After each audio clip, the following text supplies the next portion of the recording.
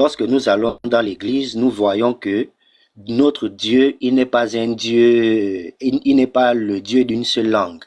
Il est le Dieu de plusieurs. Il y a des chrétiens, par exemple ici en Côte d'Ivoire, il y a des chrétiens baoulés qui adorent Dieu en baoulé. Il y a d'autres bétés qui l'adorent en bété. Ici au Gabon, il y a des Fans, il y a des Pouvés, il y a des Mienais qui l'adorent, il y a des Pounou qui l'adorent dans leur langue maternelle. On va aller au Cameroun, c'est pareil. Donc, on ne diabolise pas notre culture, mais ce que nous faisons, nous exposons les pratiques sataniques, les pratiques sorcellaires, là, ces pratiques ésotériques, sataniques, diaboliques, qui embrigadent plusieurs personnes parce que nous étions de ces gens-là. Et le Seigneur, par sa grâce, nous a sortis de là-bas. Et donc, connaissant effectivement ce qui se passe là-bas, et voyant la vague de dénigrement contre l'Église, contre le corps de Christ en général, par certaines personnes qui viennent sur la toile pour diaboliser l'Église, nous avons pris sur nous, effectivement, pour de dénoncer ou d'exposer avec vérité et exactitude les pratiques qui se font dans les rites initiatiques, dans chaque rite initiatique gabonais. Parce que en notre sein, au sein de la Ligue chrétienne anti-animisme, nous avons effectivement des anciens initiés. Pas juste, mais des initiés de haut vol qui ont fait leur classe dans ces choses-là, qui étaient la fierté de plusieurs communautés, de plusieurs villages. Mais le Seigneur les a sortis de là. Voilà. Et pour pouvoir effectivement apporter la vérité. Ce sont eux qui disent souvent que nous sommes à l'ère du Verseau. Alors, l'ère du Verseau suggère autant pour moi que voilà, tout doit être connu, tout doit être dévoilé. Alors, nous allons tout faire connaître et nous allons tout faire dévoiler. Et l'histoire du Mouri sera maintenant racontée dans les livres, comme on raconte l'histoire, c'est pas moi, des indépendances, comme on raconte l'histoire de la mythologie grecque, la mythologie égyptienne, qui sont dans les livres. On va raconter ça aussi maintenant. Et puis, ce ne sera plus un mythe, ce ne sera plus quelque chose où forcément tu dois aller te faire initier, tu dois aller, si c'est dans le boutique, tu dois aller adorer les crânes. Non, non, non. Ce sera connu de tous. Voilà. Donc, c'est vraiment ça notre objectif. Et comme ça, les gens qui reçoivent ces informations-là sauront si effectivement c'est la vie en Jésus-Christ ou la vie dans ces pratiques-là qui est la bonne pour eux. Nous disons déjà, comme le Seigneur nous l'a dit dans sa parole, je mets devant toi la vie et la mort, choisis la vie afin que tu vives. Donc, il nous donne déjà le canevas à suivre. Même si, voilà, il ne nous force pas de suivre cette voie. Il nous montre déjà le chemin. Nous aussi, parce que nous sortons de ces milieux-là, nous montrons le chemin aux gens pour dire que n'allez pas où nous étions parce que là-bas, les pratiques qui se font ne sont pas des pratiques qui glorifient le nom de Jésus. Et ce ne sont pas des pratiques qui sont en accord avec la parole de Dieu ou les Écritures.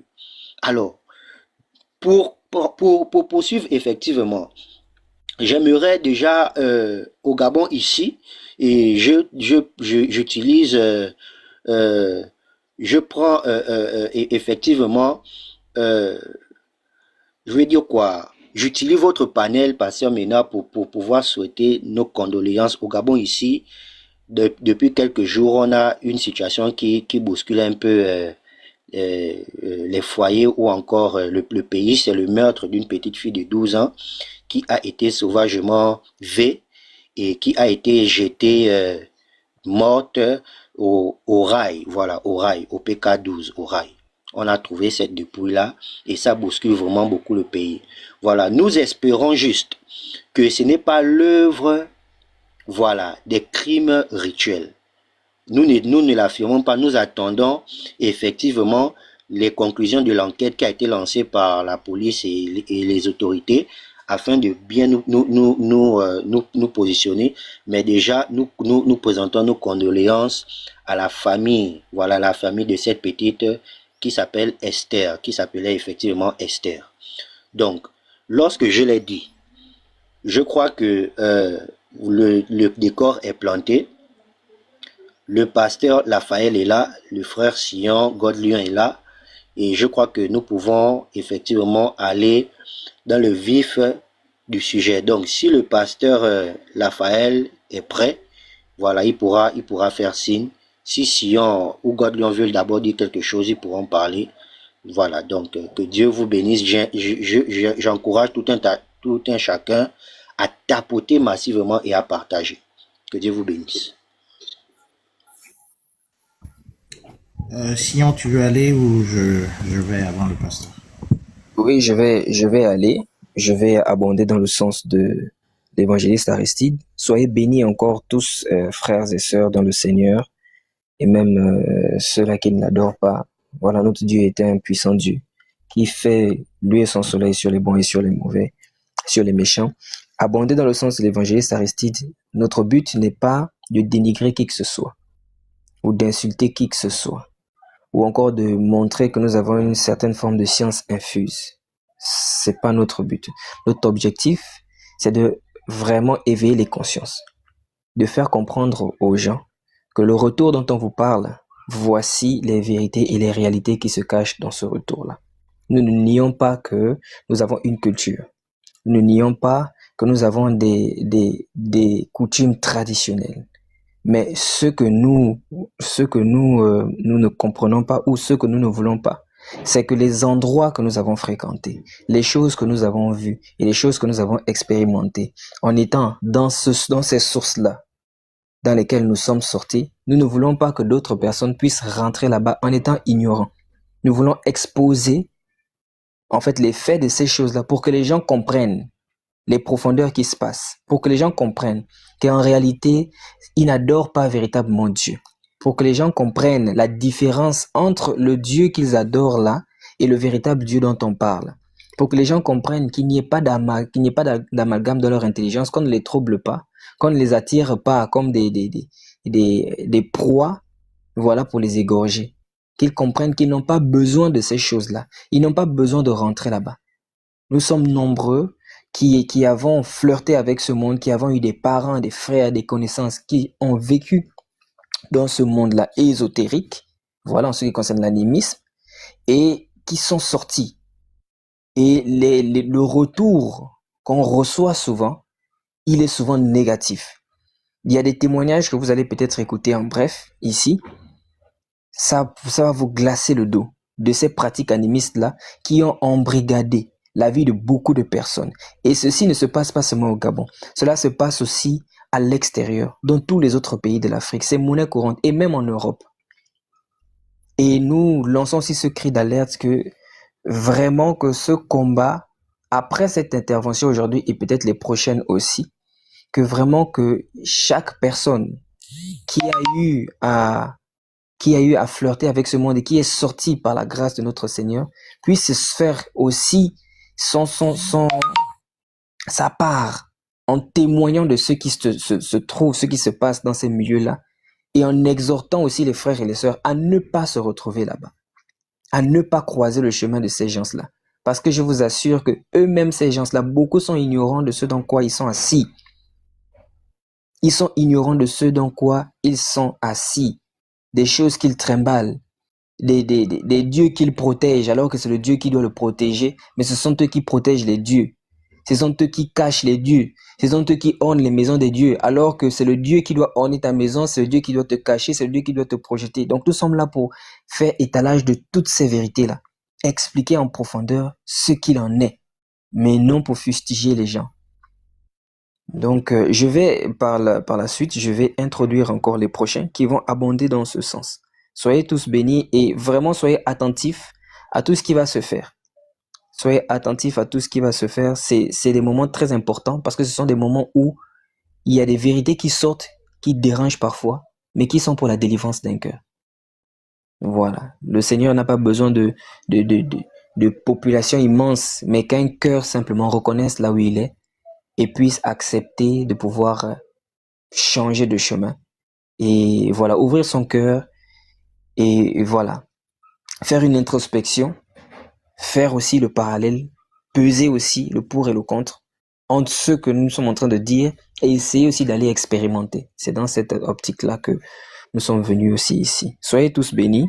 Je passe la parole au prochain. Donc, merci beaucoup les frères. Shalom à tous.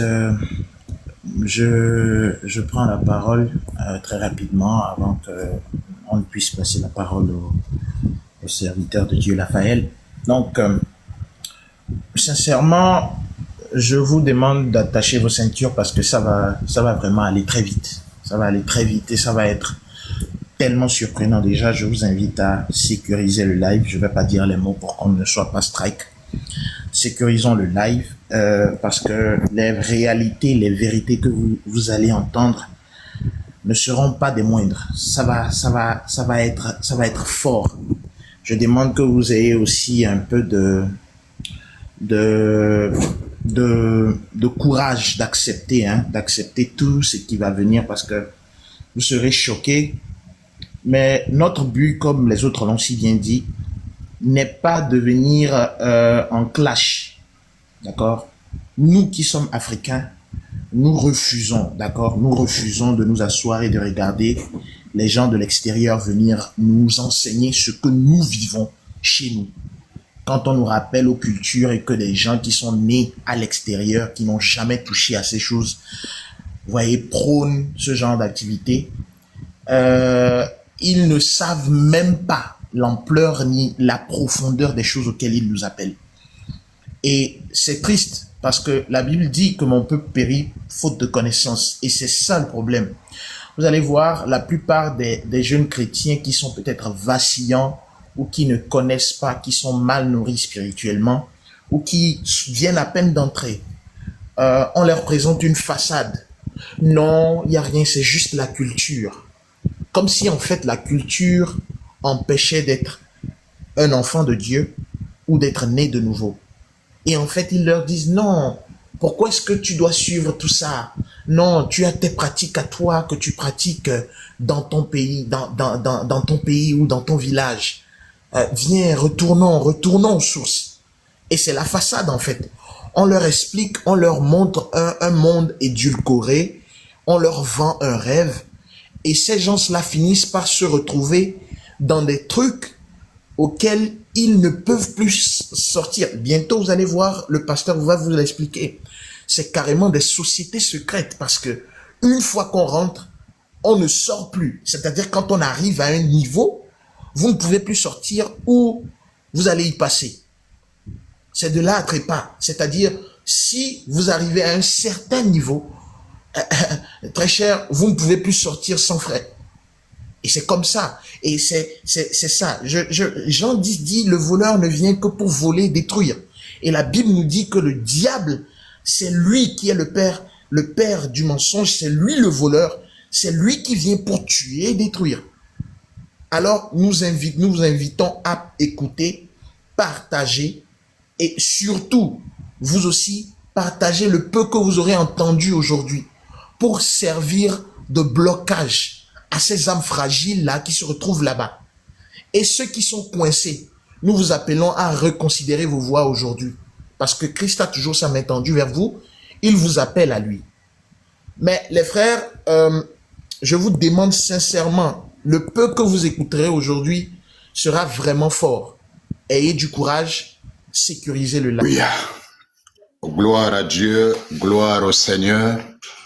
Nous rendons gloire à Jésus-Christ de Nazareth, qui est le Seigneur des Seigneurs, le Roi des Rois, le Maître de tous les esprits. Il n'y a rien qui existe dans ce monde visible et même invisible qui ne soit l'œuvre de Jésus. La Bible dit qu'en lui, tout a été créé. Il est la source de toute la création.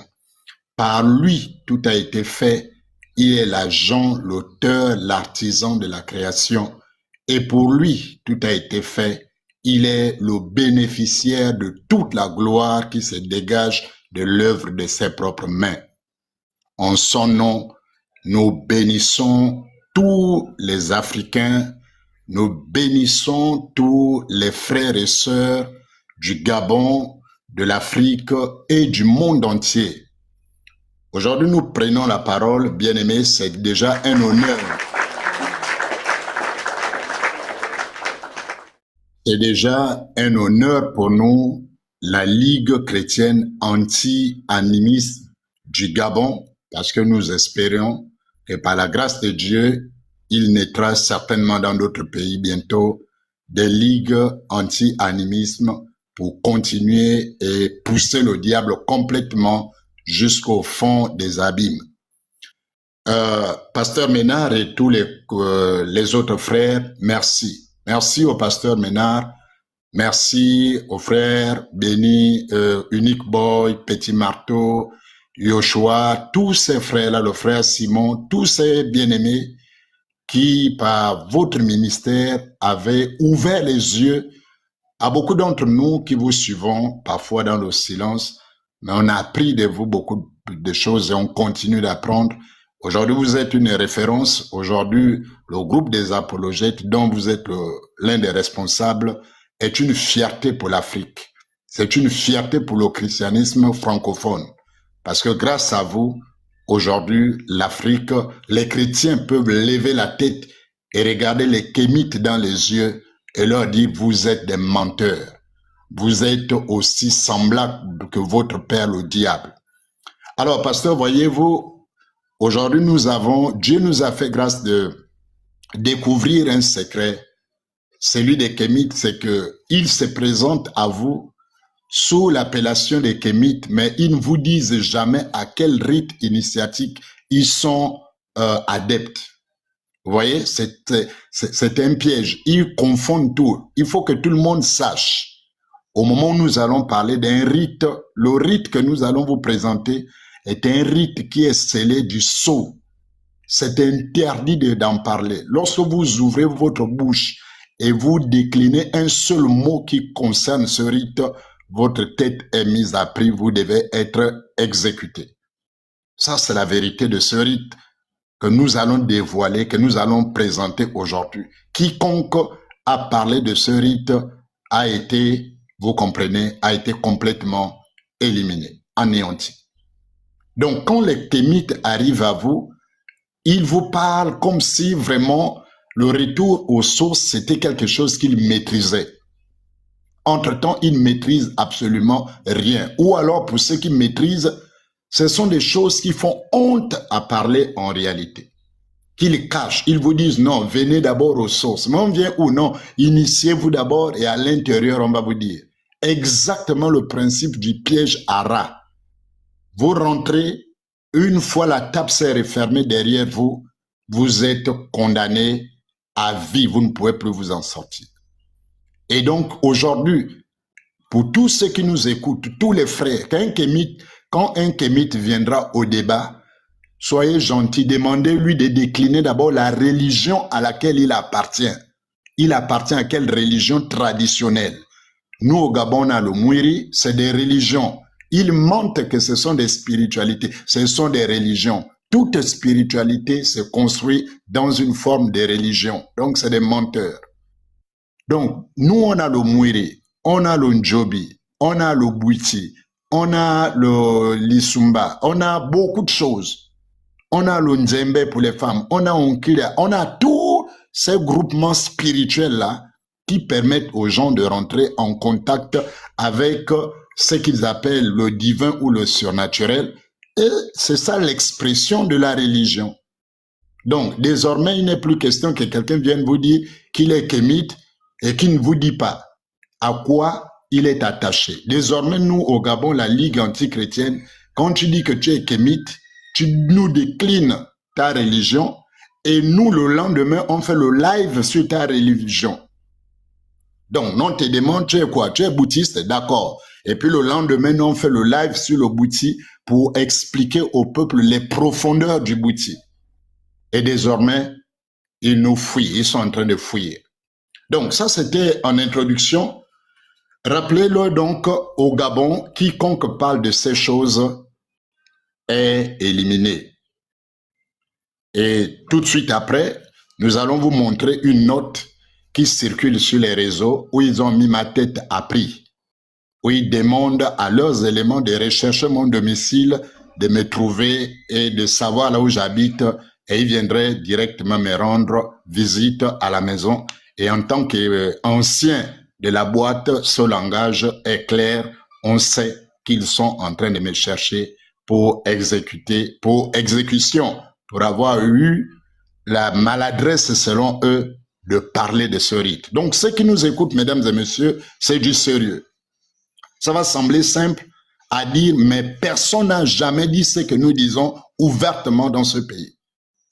Nous sommes les premiers à sortir à visage découvert et à parler de ces choses, à parler de la profondeur. Donc, nous allons organiser notre présentation pour que vous suiviez, en vous présentant dans un premier temps l'historique, la genèse, comment ça a commencé, le principe de départ de ce cercle mystico-satanique. Ensuite, nous allons vous présenter le mode opératoire dans l'initiation. Qu'est-ce qui s'est fait? Comment on devient membre? Comment on vous initie? Quelles sont les choses auxquelles vous devez faire face dans l'initiation? Et enfin, nous allons vous parler des pratiques à l'intérieur de ce groupe. Nous allons vous présenter maintenant les pratiques telles que édictées, notamment l'inceste, notamment, on va dire quoi, le cannibalisme. On va vous parler de toutes ces choses-là, du meurtre, etc., etc. Tous les sous-points qui sont énumérés, nous allons les traiter au fur et à mesure. Donc, pour démarrer, commençons avec la genèse pour que vous compreniez le principe. Qu'est-ce qui se passe? On est dans un peuple, quelque part au Gabon, qui est localisé comme étant le peuple Okandé. Et dans ce peuple-là, qui vivait tranquillement, en harmonie, en paix et tout le reste, il y avait une autorité, il y avait un homme qui s'appelait Mbombe. Ça, c'est le chef de famille, il s'appelle Mbombe. Et il a son neveu qui vit avec lui, qu'il garde chez lui, qui s'appelle Boulanda.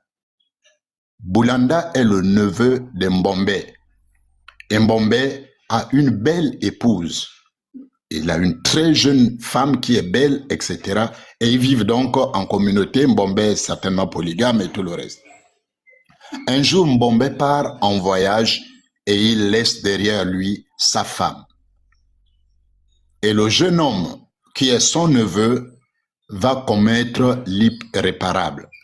L'irréparable ici, c'est qu'il va entretenir la relation sexuelle avec la femme de son oncle, ce qui est dans la communauté était considéré déjà comme une grave abomination, qui était passible, mais vraiment d'une sanction terrible.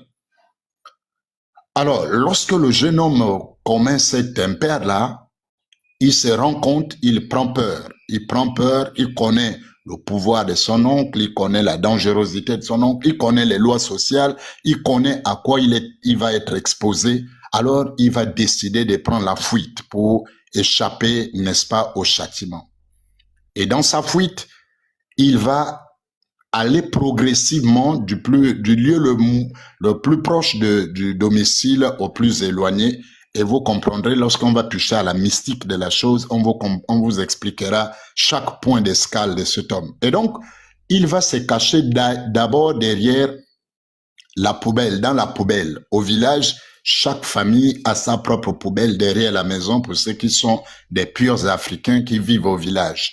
Il n'y a pas de société de nettoyage du village. C'est chaque famille qui a sa propre poubelle derrière la maison, derrière la cuisine généralement. Et donc, c'est là que le jeune homme va d'abord se cacher. On vous expliquera la mystique de ces lieux.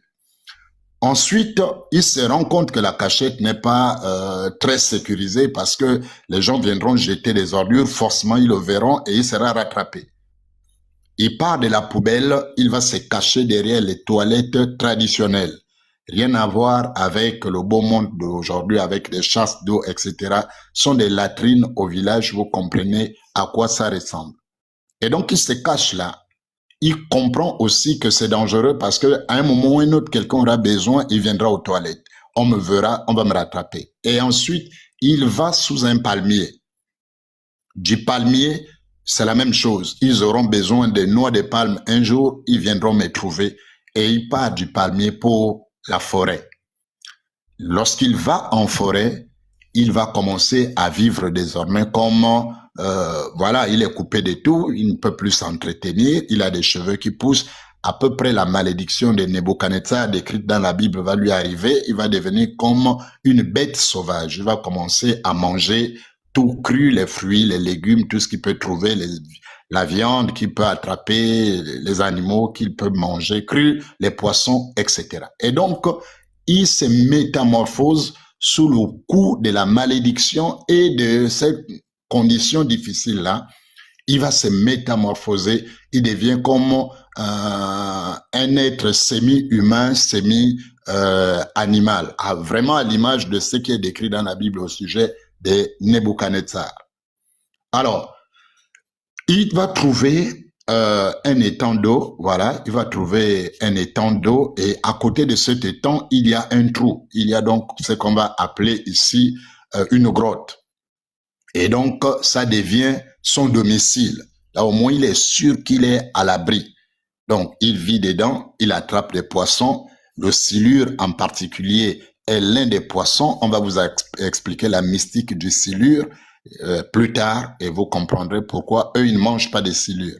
Voilà, donc le silure est l'un de ses aliments préférés qui va rentrer dans ce trou-là. C'est le premier à rentrer dans le trou où il se trouvait et donc à avoir comme une liaison avec lui.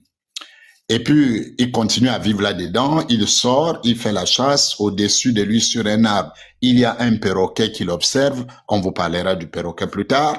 Il y a un perroquet donc qui plus ou moins oriente ses mouvements, etc., qui l'indique où se trouve une bête à attraper, beaucoup de choses comme ça. Donc, il est plus ou moins en relation avec lui pour l'orienter dans ses mouvements dans la forêt. Ça, c'est le perroquet, etc. Et puis, il arrive un jour que les femmes du village vont décider d'aller à la pêche. Elles sont au total 7. Elles sont au total 7. Vous avez une certaine, donc les différentes femmes de ce monsieur, des femmes du village, vous avez une certaine Misenzo, donc pour ceux qui sont au Gabon, pour qu'ils comprennent que nous ne parlons pas des chimères, nous parlons de la profondeur avec des noms précis et que personne ne peut contester. Le but pour nous, c'est de parler ouvertement de ces choses et que les gens décident si c'est mieux que l'offre de Jésus-Christ. Donc, il y a Misenzo, vous avez Diaboutim, qui est une autre femme, il y a Diaboutim qui est là avec elle, vous avez Nong Makit, vous avez Nong Makit, vous avez Moukedou Mungang, etc., etc. Elles sont 7 au total. Donc, elles vont partir à la pêche. Et elles vont tomber sous, n'est-ce pas, au niveau de la mare en question, où le neveu incestueux se trouve caché.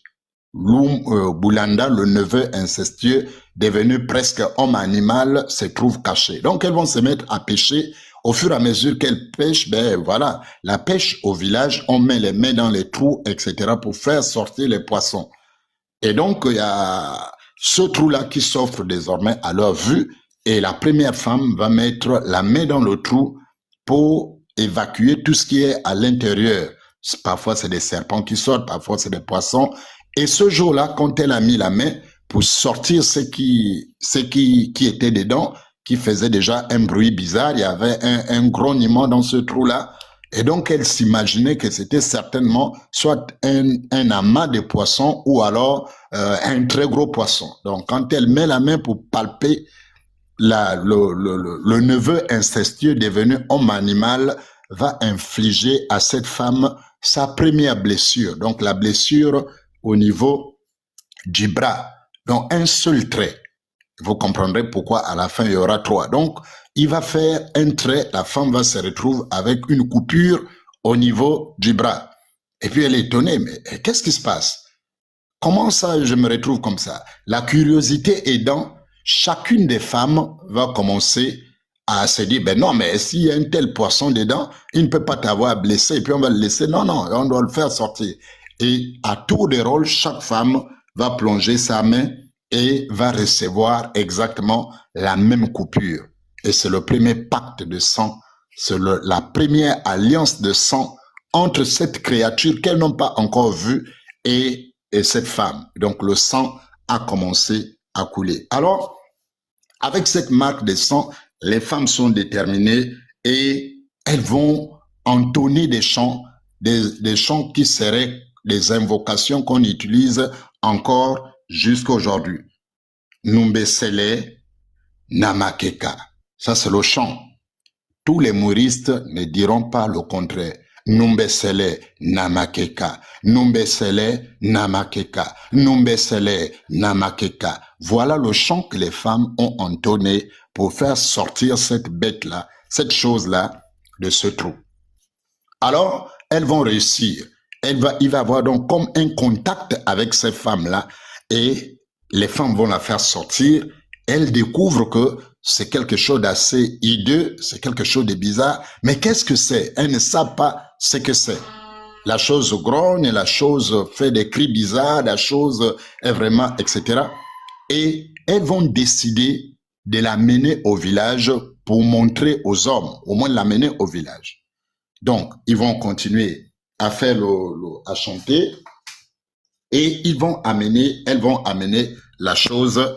Lorsqu'elles arrivent au niveau près du village, elles vont changer d'avis. Au lieu de la mener complètement au village, elles vont décider de la laisser d'abord sous le fromager.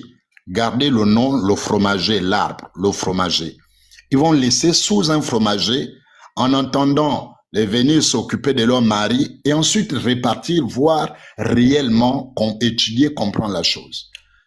Lorsque elles abandonnent le neveu incestueux devenu monstre à cet endroit, elles rentrent au village, elles s'occupent de leur famille, etc.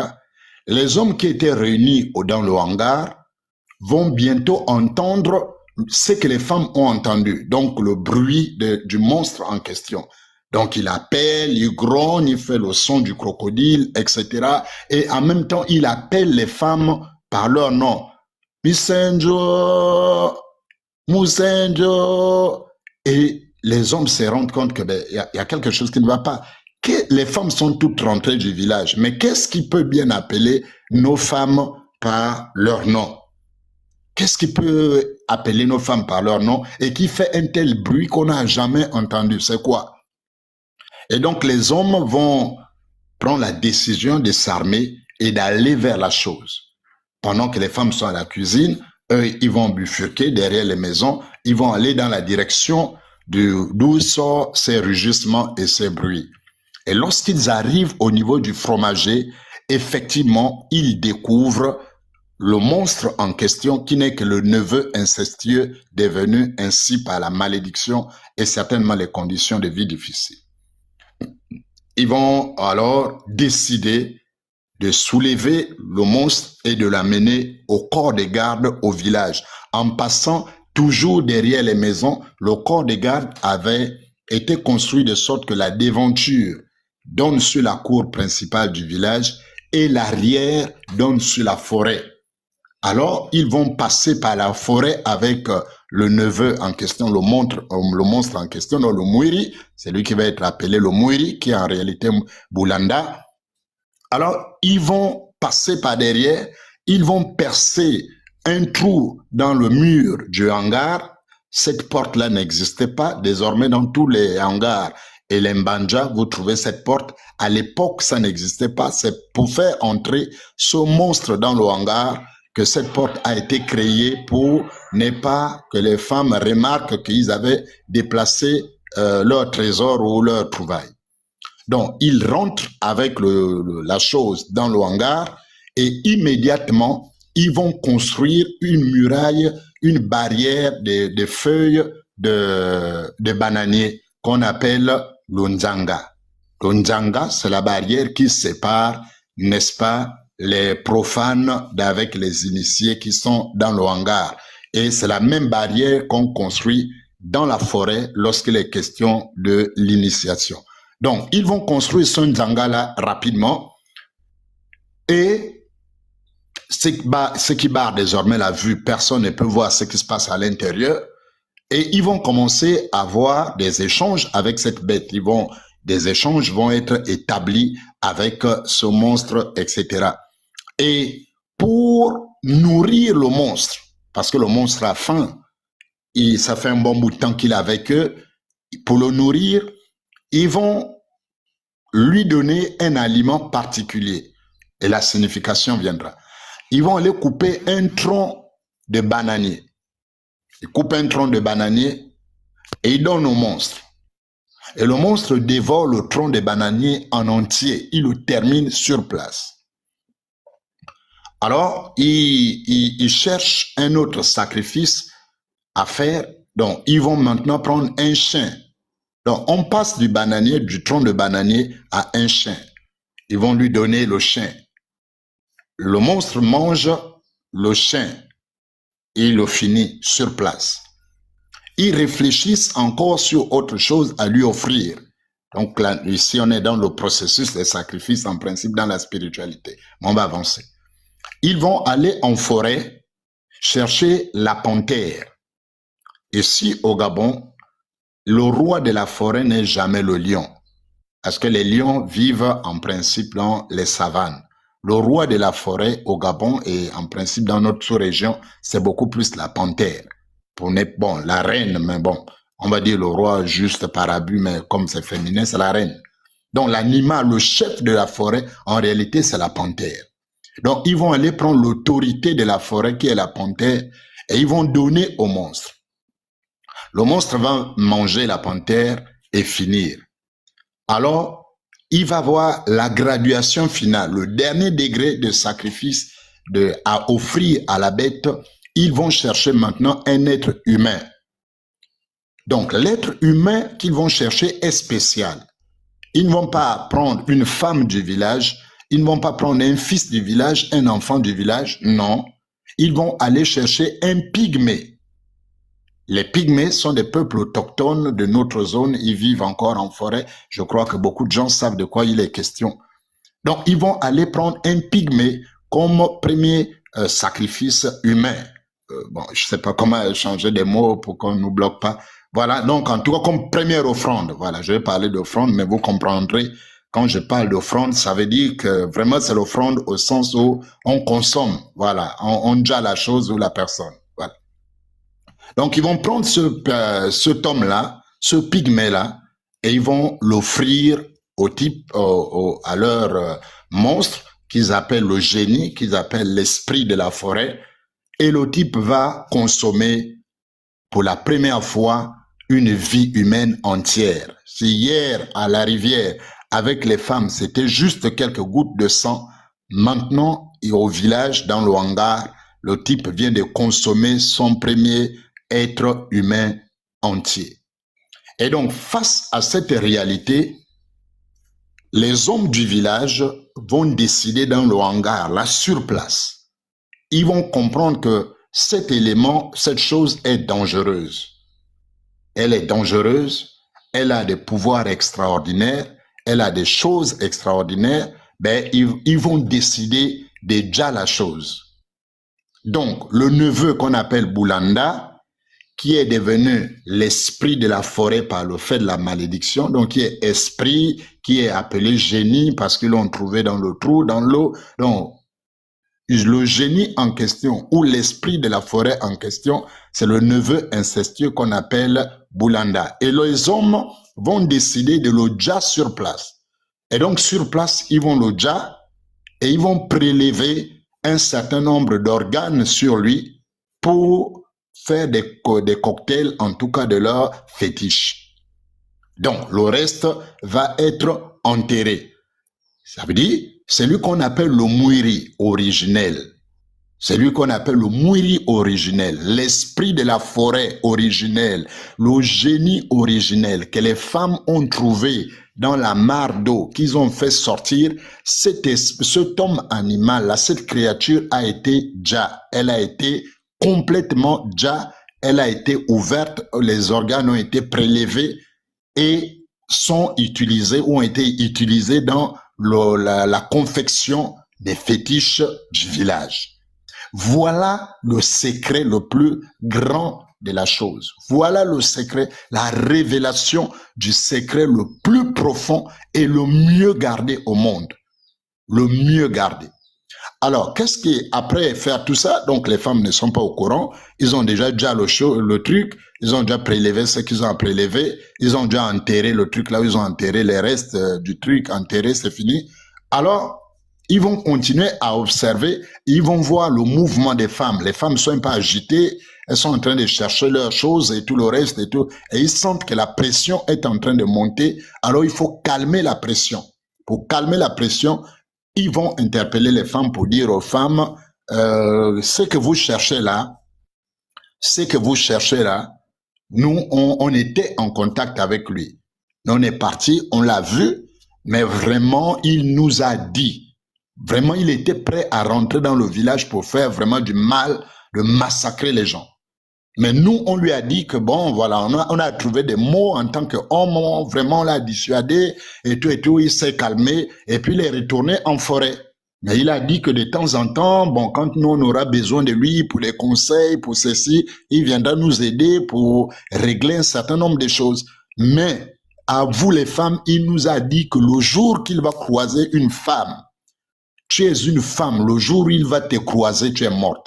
Donc, si vous entendez un seul son de sa part qui s'approche, disparaissez. Allez vous cacher. Mais vraiment, même s'il faut creuser un trou sous la terre, allez là-bas. Parce qu'il dit qu'il est déçu de vous. Vous l'avez délogé de son environnement. Vous l'avez amené, vous l'avez abandonné sous un fromager, affamé et tout le reste. C'est un manque de respect envers lui. C'est un manque de considération. Mais ça, il ne peut pas vous pardonner ça. Le jour qu'il va vous croiser, ben, celui qui croise son chemin sera mort. Voilà le mensonge. Donc, ils balancent un tel mensonge aux femmes. Entre-temps, ils ont déjà prélevé des organes, ils l'ont déjà enterré. Et donc, du coup, les femmes sont dans la panique. Les femmes sont dans la panique que, comme il est en brousse, bon, donc désormais, on est tous en danger. Donc, ils vont donner les codes. Non, il y aura des périodes spéciales qui vont arriver. Ne vous en faites pas, vous pouvez aller en brousse, mais faites attention. Regardez toujours à gauche, à droite, on ne sait jamais. Et donc, ils vont créer donc maintenant un mystère autour des morts. Le truc qu'eux-mêmes, ils ont déjà. Maintenant, ils disent aux femmes et tout le monde que le truc est toujours vivant en brousse. Alors qu'en brousse, en réalité, il n'y a plus personne. Et donc, avec tout ce qu'ils ont acquis de lui, ce qu'ils ont pris comme savoir, comme une capacité, etc., ils vont décider de créer maintenant cette confrérie en question. Donc, cette confrérie va être le conglomérat, en fait, de tous les féticheurs. Donc, tous les féticheurs, tous les vieux sorciers du village vont trouver un moyen, enfin, de créer une organisation désormais verticale. Hier, l'organisation était beaucoup plus horizontale. Les femmes et les hommes avaient le même rite et ils dansaient tous au Ndjembe. Le Ndjembe était une organisation à laquelle les hommes et les femmes appartenaient. Et donc, les hommes vont se détacher, ils vont dire, bon, vous allez désormais gérer le Ndjembe seul. Nous, on va s'occuper du type là. Quand il arrive, on va le calmer. Il n'y a que nous qui pouvons le gérer. Voilà comment les hommes se sont détachés du Ndjembe pour créer désormais la confrérie de Mwiri. Et donc, ils vont faire maintenant quoi? Ils vont faire en sorte que il faut maintenir l'illusion que le Mwiri existe toujours et qu'il est en brousse et qu'il vient de temps en temps ou on lui fait appel de temps en temps. Donc, pour garder cette illusion, ils vont utiliser des cocktails. Il y a des cocktails, il y a des feuilles chez nous en brousse avec un certain nombre d'écorces, voilà, des formules, etc. Lorsque on mélange, il y a une préparation pour ça. Donc, il mange. Celui qui mange ça, on l'appelle le ngando. Le ngando, ça veut dire le crocodile ou le caïman. Voilà. Donc, comme c'est le son que le Boulenda devenu homme-animal faisait, ils vont reproduire le même son à la manière des gens qui ont la capacité de reproduire le son d'un animal, le son d'un oiseau, etc. Et donc, ils vont avoir des feuilles qu'ils utilisent. Lorsqu'ils prennent ces feuilles-là, ça agit au niveau des cordes vocales et lorsqu'il plie le cou, il crée une certaine résonance au niveau de son cou, il vibre et lorsqu'il le fait, ça donne exactement le son en question. que les femmes avaient écouté. Donc les femmes sont restées convaincues que le Mwiri en question existe toujours, puisque c'est toujours son son-là qui apparaît chaque fois qu'il fait ses grimaces. Entre-temps, ce n'est plus lui, c'est un monsieur du village, un monsieur X du village qui fait ça. Vous voyez? Donc à ce niveau, le Mwiri qui était une créature bizarre a été déjà depuis le même jour dans le hangar. Et donc tout ce qui s'est fait aujourd'hui, qui fait trembler les filles, aujourd'hui au Gabon, si on dit à le Mwiri, les femmes vont creuser, même s'il faut aller à 100 mètres sous la terre, elles vont aller se cacher là-bas. Parce qu'elles sont convaincues que le Mwiri sort toujours de la forêt. Elles sont convaincues de ça. Ça fait une panique générale. On ferme tout, les femmes se barricadent jusqu'aujourd'hui, jusqu'au moment où je vous parle. Si vous allez là où on fait le Mwiri, aucune femme ne circule. Elle est enfermée. Entre-temps, c'est un mensonge.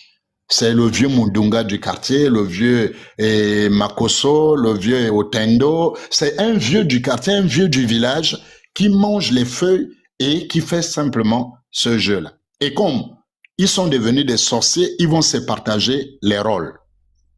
Donc, ils vont faire en sorte que, désormais, lorsqu'ils vont faire leur simulacre de Mwiri, il y a un qui va jouer le rôle du Jingando, il y a un autre qui va jouer le rôle du Mundunga. Le Mundunga, rappelez-vous, c'est le perroquet du départ.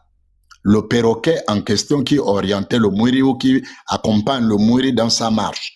Et donc, un autre homme désormais a pris ce rôle à la place du perroquet. C'est désormais un autre vieux du village. Donc, il se met entre les villageois, le conseil des sages, les villageois, le conseil et les villageois et l'Ongando. Donc, c'est une équipe, c'est un ballet. Voilà, c'est une chorégraphie. Le Mwiri au Gabon, c'est une chorégraphie humaine. Il n'y a aucune spiritualité. Mais les adeptes, je vais dire, il n'y a pas un esprit derrière, c'est des sorciers. Maintenant, les adeptes, eux, ils croient en ça, dur comme fer. Vraiment, ils croient en ça, que c'est un esprit qui est dans la forêt, c'est vraiment, etc. Entre-temps, c'est faux. Et c'est pourquoi nous, on explique ces choses pour qu'ils sachent que les manifestations qu'ils entendent, quand ils entendent la voix du Ngando dans la forêt, ce n'est pas le Ngando originel, c'est le vieux Makita du village qui est là-bas en brousse, qui a pris la potion et qui fait ces choses-là et il fait sortir la salive qu'on récupère pour utiliser dans d'autres initiations. Lui qui joue au perroquet là, donc le Mundunga, on l'appelle le Mundunga, il est en étroite collaboration avec lui qui est en forêt. C'est une scène qu'il prépare depuis pour impressionner les gens. Et puis il y a une bande de petits, comment on appelle, des musiciens là qui les accompagnent. Donc quand ils font ça, ils sont accompagnés des musiciens. Ils ont un groupe de musiciens qu'on appelle les Makanja. Les Makanja, ce sont des joueurs de tam-tam. Et donc, pour mentir au peuple, ils disent aux gens que le Mwiri a plusieurs bras. Parce qu'il y a plusieurs acteurs qui jouent à la fois. Il y a une certaine harmonie dans les tam-tam. Et ils disent aux gens, non, en fait, vous voyez la dangerosité du Mwiri, son pouvoir. Il peut jouer à 4, 5, 6, 10 tam-tam à la fois lui seul. Parce qu'il a plusieurs bras. Et parfois, on dit qu'il a plusieurs seins. C'est avec les seins qu'il est en train de jouer au tam-tam. Et les gens sont trompés. Entre-temps, ce ne sont pas les bras du Mwiri, ni les seins du Mwiri. C'est simplement des équipes de musiciens, des jeunes, des gars qui sont des initiés, qu'on appelle les Makanja. À l'époque du Mwiri originel, ceux qui l'accompagnaient comme ça, on va dire, ceux qui me guidaient sa voix lorsqu'il sortait pour ses besognes et tout le reste, c'était des grenouilles. Donc les Makanja, c'était au départ les grenouilles. Donc lui-même, c'était le crocodile, son porte-parole était le perroquet et ses musiciens accompagnateurs étaient des grenouilles. Donc aujourd'hui, c'est exactement la même chose. Ils ont reproduit le même chemin. À la place du Ngando originel, ils ont placé le vieux Bika qui prend les feuilles et qui fait la voix. À la place du perroquet, ils ont placé le Mundunga, le vieux Mundunga. Donc le Mundunga, ça peut être n'importe quel vieux là qui fait ça. Et puis à la place des bras multiples, les tentacules de Mwiri, ils ont placé les jeunes gens qui jouent au tam-tam, donc les makanza. Voilà la matrice. Voilà le mensonge qui est bien gardé. Et donc, tous les vieux-là ayant créé leur société initiatique désormais, ils vont mettre en commun maintenant tous les fétiches. Donc, désormais, le fétiche dans le village n'est plus, est désormais codifié. Désormais, c'est un travail d'équipe. Il n'est plus question que quelqu'un utilise sa sorcellerie à sa guise comme il veut. Non, on a établi désormais des règles, mais ces règles-là sont régies par l'organisation qu'ils appellent désormais le Mwiri. Donc, tout ce qui va être fait, qu'on va vous expliquer dans la mystique, ne viendra jamais d'un esprit de la forêt, mais ça devient la spécialité de l'un des vieux. S'il a la spécialité de l'invisibilité, c'est lui qui va utiliser au moment venu cette spécialité. S'il a la spécialité du feu follet, s'il a la spécialité de la métamorphose animalière, il peut devenir un éléphant, il va utiliser cette, etc. Et on vous fera croire que c'est le Mwiri qui est en train de faire telle ou telle autre opération. Mais il n'en est pas ainsi. Il est question du vieux, l'un des vieux dans la société qui opère. Voici ce qui est de la Genèse, le secret le mieux gardé, le secret pour lequel celui qui en parle ouvertement mérite d'être déjà. Voici leur secret, voici leur histoire, voici leur mythologie à laquelle ils croient dur comme fer que c'est sérieux, que c'est vrai. Mais la vérité aujourd'hui est connue. Les femmes désormais connaissent la vérité. Les jeunes connaissent la vérité. Les enfants connaissent désormais la vérité. Le sceau du secret est brisé au nom du Seigneur Jésus. Il n'y a plus ce secret. Donc désormais, dans un village, qu'on vous dise qu'il y a le Mwiri, il fait tel bruit, il fait telle autre chose, ne croyez pas, c'est un mensonge. Il y a ce qu'on appelle le déplacement du Mwiri. Le déplacement du Mwiri, on va vous expliquer ça encore. Le déplacement du Mwiri, ce sont des équipes. Ils placent plusieurs personnes qui jouent le rôle d'un Ngando. Donc, il y a 2, 3, 4, 5 Ngando. Et puis, il y a plusieurs Makanzala, les joueurs et tout, qui vont l'accompagner. Et donc, ils vont préparer une chorégraphie. Ce qui se passe au village. Oh, le Mwiri, il est là-bas, il est là-bas, il est là-bas. Et vous l'entendez faire des grimaces et tout, faire des secousses. Vous avez l'impression parfois que la terre tremble. Ça, c'est le sorcier qui a le pouvoir de l'éléphant. Ça veut dire qu'il met en exergue le pouvoir de l'éléphant qui crée des secousses. Donc, vous avez l'impression qu'il y a un tremblement de terre. Vous avez l'impression que c'est vraiment un grand monstre qui secoue la terre.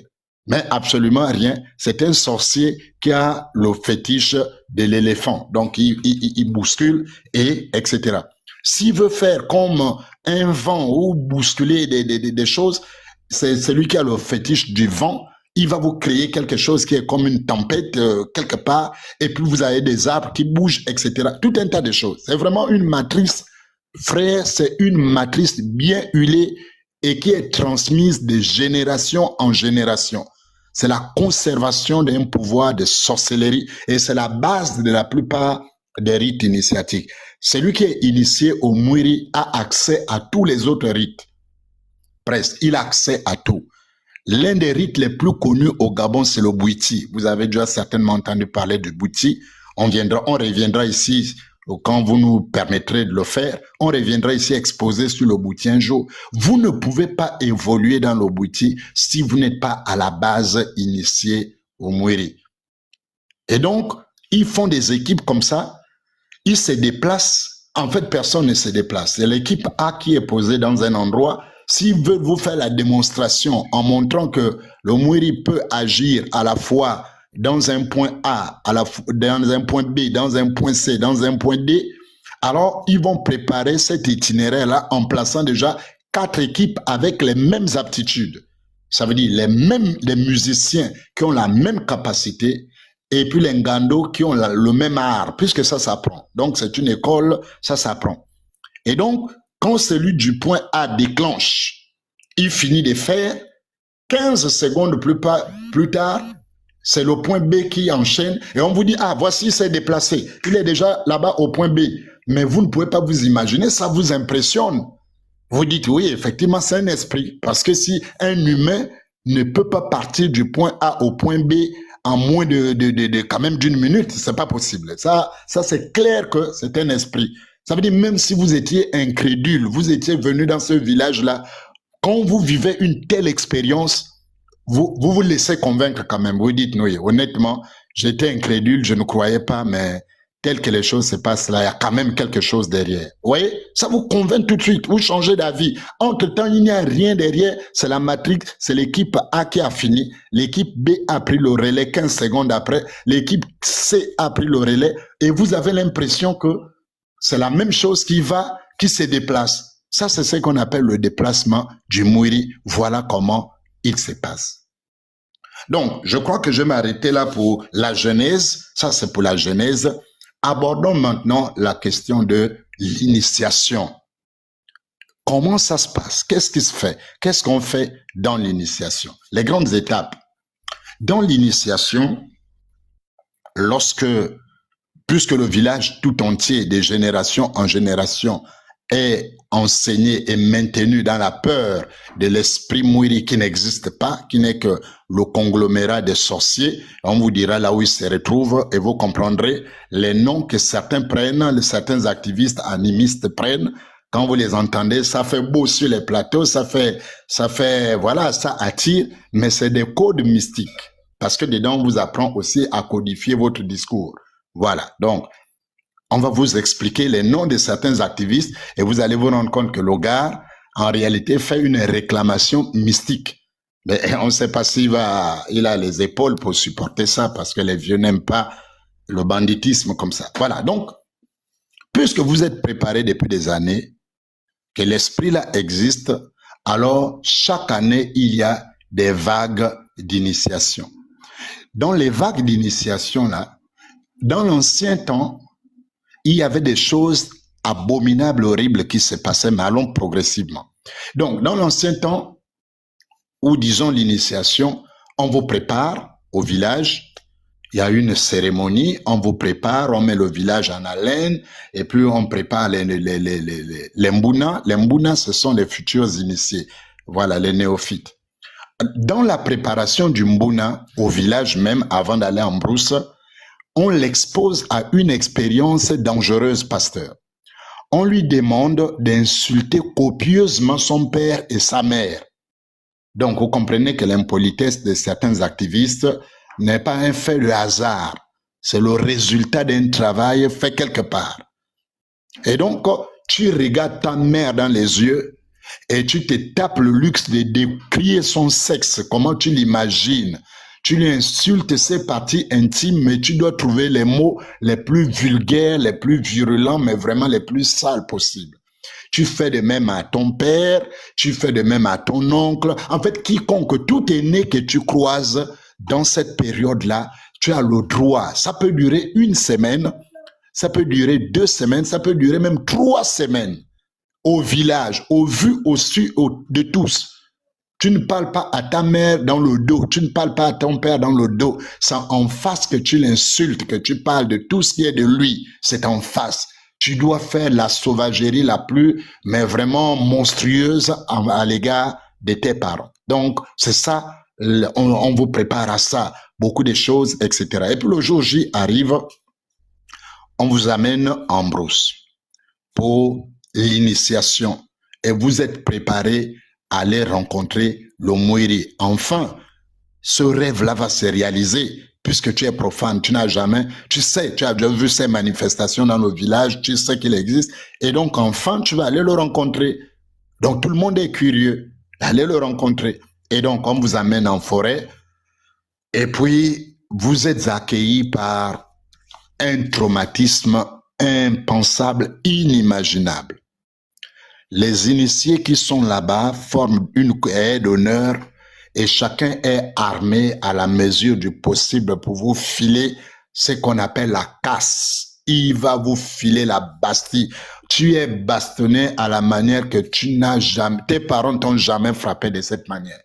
Tu ne pouvais jamais t'imaginer être bastonné, mais vraiment de cette manière. Et donc, on te bastonne, on te brime, on t'insulte, on te crache dessus, on t'humilie de la manière la plus, mais vraiment abominable possible, jusqu'à ce que on t'amène à un endroit qu'on appelle le Nziba. Et donc, un lac de boue, une mare de boue, etc., etc. Et on te plonge là-dedans. Donc, tu es vraiment plongé. On va expliquer ça dans la mystique. C'est pourquoi vous les entendrez parler de la nouvelle naissance. Et ils vous parlent de la nouvelle naissance en prenant ces bêtises-là et en allant affronter les pasteurs. Pendant que le pasteur parle de la nouvelle naissance biblique, eux, ils parlent de ces bêtises-là. Et les gens qui ne connaissent pas disent, ah oui, il a gagné le débat, il a battu le pasteur. Parce que les gens ne savent pas qu'en réalité, c'est l'initiation au Mouri qu'il est en train d'expliquer. C'est la nouvelle naissance au Mouri qu'il est en train d'expliquer et pas la Bible. La Bible n'est qu'un prétexte. Bien. Donc, on te fait passer par là, on te salit, on te enterre, et voilà, et tout, et tout, et tout, et tout. Et puis, on t'amène à un endroit où, voilà, tu dois passer maintenant le trou pour le pacte. Et on va expliquer la spiritualité de tout ça. Donc, tu vas mettre ta main par un trou et ta main va sortir de l'autre côté du Dzanga là-bas, Dzanga. Et là-bas, il y a le Mouri en question qui rougit, il fait tout ce bruit-là, il fait tout ce tapage, mais vraiment, tu es impressionné, tu es tétanisé. Les faibles même parfois passent au bord des crises, au bord des manifestations. Voilà, parce que c'est horrible, c'est dangereux, on va dire c'est fort. C'est vraiment, l'atmosphère est remplie de beaucoup de choses. Et donc, quand ta main traverse l'autre côté, le Mouri qui est l'autre côté, le Mouri t'attrape. Donc, il t'attrape et il t'inflige la marque, donc le sceau du gang, la blessure. Aux femmes, le vrai Mouri avait fait seulement un trait. Et alors, eux, les hommes, ils en font désormais un trait avec sur les deux côtés les deux courbes. Et donc, ce qui représente désormais le sexe féminin. Mais au commencement, le Mouri n'a jamais fait le sexe féminin sur les bras des femmes. Ça, c'est une invention des hommes pour des raisons qu'on va expliquer au fur et à mesure. Et donc, le Mouri te fait ça, il te blesse, etc. Voilà, tu as fini l'épreuve, tu es vraiment courageux. Après avoir fait le parcours du combattant, monter dans les troncs d'arbres, descendre à gauche, à droite, rentrer dans tel tunnel, sortir, et tu arrives à cette phase vraiment éreinté, fatigué, et tu mets ton bras là-dedans, dans la soumission et tout, et le Mouri en question t'inflige cette cicatrice-là. Et arrive l'étape de la rencontre maintenant avec le Mouri. Puisque depuis là, tu étais curieux, tu voulais savoir qui c'était, comment il pouvait se représenter, après tout ce qu'on t'a dit sur lui. Quand on t'amène dans le Nzanga à la rencontre du Mouri, tu te rends compte que le Mouri c'est pas un esprit, c'est un homme, c'est un vieux du village qui est là. C'est un vieux. Donc tu viens de découvrir le secret. Ça, c'est le deuxième secret le mieux gardé. Le premier secret le mieux gardé est celui de reconnaître que le vrai Mouri a été Dja. Et le deuxième secret le plus important à garder, c'est celui maintenant de savoir que le Mouri, effectivement, a été Dja et que celui qui fait des grimaces dans la forêt là, en réalité, ce n'est plus lui, mais c'est nous les hommes. Maintenant, on te découvre la vérité. Voilà la vérité, c'est le vieux Mutinga, c'est le vieux Kombila, etc. Voilà, tu viens de découvrir. Et on te fait signer un pacte, là sur place. On te donne un morceau de bois sec et un morceau de bois vert pour te demander de choisir. Forcément, tu vas choisir le vert parce que le code du vert, c'est le bois qui a la vie, le sec, c'est le bois qui est mort. Tu prends le vert et on te dit, la seule fois que tu feras sortir de ta bouche un seul mot de tout ce que tu as vu et entendu ici, ton sort sera semblable au bois sec. Mais si tu restes fidèle, loyal, en gardant le secret de tout ce que tu as vu, voici ton sort ta vie sera rayonnante comme le bois vert. Et là, tu signes le pacte. Le pacte est signé, scellé, bouche fermée, quel que soit ce qui se passe, tu ne diras pas. Tu dois être d'accord. Pour les curieux qui vont te demander que le mourir, c'est un esprit, tu dois confirmer que oui, c'est un esprit. Pour les curieux qui ont peut-être pipé quelques mots à gauche, à droite, qui vont te dire, est-ce que c'est comme ça? Tu dois confirmer que oui, c'est ça. Mais jamais dire la vérité. Tu peux mentir, mais jamais dire la vérité. Voilà ce qui se passe. Et puis maintenant, on va soigner ta blessure. Et parmi les ingrédients de la blessure, on va prendre le tronc de bananier. On va faire une mixture avec l'eau du bananier. Voilà, l'eau du bananier va être utilisée parce que ça cicatrise vite les plaies. Et ça aussi, c'est un truc que tout le monde, si vous blessez quelque part et que vous avez un gros saignement, pour l'arrêter vite, ne paniquez pas s'il y a des bananiers à côté de chez vous. Coupez un jeu de bananier, versez simplement, ça c'est pas mystique, c'est juste la thérapie, c'est naturel. Mais ils ont embrigadé toutes ces choses dans les rites pour faire croire que c'est mystique.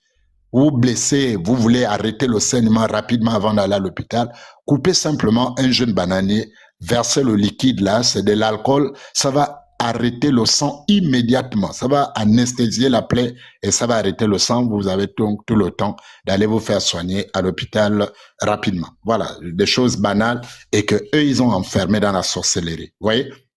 Et donc, ils vont utiliser le bananier là, etc., etc. Et parmi les ingrédients, la terre de la tombe. On va prendre la terre de la tombe, on met à ce mélange-là, et c'est avec ça qu'on fait le soin, n'est-ce pas, de ta blessure. Et voilà, ensuite, on va continuer maintenant à vous faire asseoir, maintenant à vous relater le récit réel du Mouiri, puisque tu sais désormais que c'est un homme. Voici comment ça a commencé, etc. On vous le raconte, etc., etc., etc. Et puis bon, tous les petits détails, des petits enseignements sur la loyauté, voilà, il faut jamais trahir ta parole. Il y a vraiment un certain nombre de choses, voilà. On vous enseigne le droit d'aînesse, les grands frères, on ne manque pas de respect aux grands frères. Et il y a même un proverbe, je me rappelle, il y a un proverbe, on dit, et je crois que les kémites utilisent ça très souvent. Je crois avoir déjà entendu ça de la bouche des kémites. Et c'est effectivement l'un des proverbes qu'on vous donne lorsqu'on vous enseigne sur le respect des aînés, ne jamais insulter les aînés, respecter les conseils des aînés et tout. On vous dit, le proverbe dit que l'arbre qui ignore ses racines tombe avec le vent.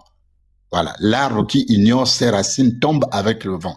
Les aînés, c'est la sagesse. Les aînés, ce sont des racines. Les aînés, ce sont eux qui connaissent d'avance et qui te transmettent. Si tu les ignores, si tu les méprises, c'est comme un arbre qui brisait ses propres racines. Forcément, quand le vent va souffler, tu vas tomber. Vous voyez, il y a de la sagesse dans ces choses, on nie pas.